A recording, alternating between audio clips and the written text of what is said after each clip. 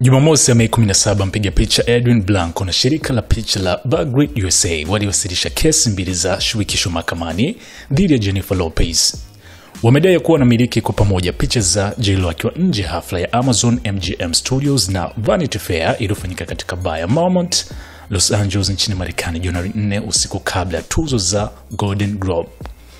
Kwa mujibu wa wakili Peter Post anayewakilisha Blanco pamoja na Bagrit, J-Lo alichapisha picha hizo kesho yake Januari 5 kwenye mitandao ya kijamii Instagram pamoja na X, zamani Twitter, bila ruhusa. Ukiukaji huo wa haki miliki ulisababisha mashabiki na kampuni za mitandao kuzirudia kwa wingi picha hizo kwenye kurasa zao. Matumizi ya picha hizo na Lopez bila ruhusa ilikuwa ya kibiashara, ikilenga kujitangaza, aliandika Post kwa mujibu wa Billboard.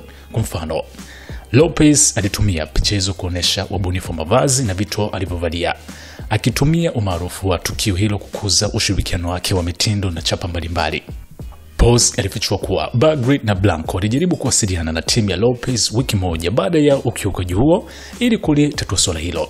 Mazungumzo yalidaiwa kwenda vizuri na pande zote mbili zilikubaliana kimdomo juu ya malipo ya fidia. Hata hivyo, upande wa J-Lo haukukamilisha makubaliano hayo kwa maandishi wala kulipa chochote. Kesi hizo pia zimeelezwa kuwa si mara ya kwanza kwa Lopez kukabiliwa na madai kama haya.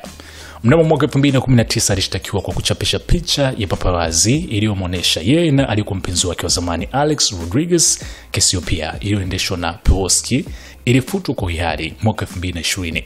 Shauri hilo la awali lilimfahamisha Lopez ama Jennifer Lopez kuhusu mahitaji ya kisheria na athari zinazoweza kutokea kutokana na matumizi ya picha za haki miliki bila idhini, aliandika Pewoski. Licha hayo, J-Lo ameendelea kufanya vitendo kama hivyo, akionyesha kutokujali kwa makusudi haki za haki miliki za Bagrit kupitia mwenendo unaodhoofisha haki za waundaji wa maudhui. Walamikaji wamemshtumu J-Lo kwa ukiukaji wa makusudi wa haki miliki, jambo ambalo linaweza kupelekea faini ya hadi $1.5 kwa kila picha. Iwapo kesi hiyo itashinda, Lopez atalazimika kulipa $300,000 kwa kuchapisha picha zake mwenyewe ambazo hizo kwa pesa za Kitanzania ni milioni 800. Kufikia Jumatatu, wakilishi wa J-Lo hakuwa wametoa majibu rasmi kuhusu kesi hiyo. Mashabiki wanaweza kushangazwa na ukweli kwamba watu mashuhuri hufunguliwa mashtaka kwa picha zao, lakini kisheria upande wa walalamikaji wapo sahihi. Mastaa wengine ambao wamekumbwa na hali kama hii ya kutumia picha zao wenyewe kwa kuziposti bila idhini ya wamiliki, licha kuwa ni picha zao, ni Miley Cyrus, Justin Bieber, Dua Lipa na wengine. Hii hapa ni SNS Mini Gen Man.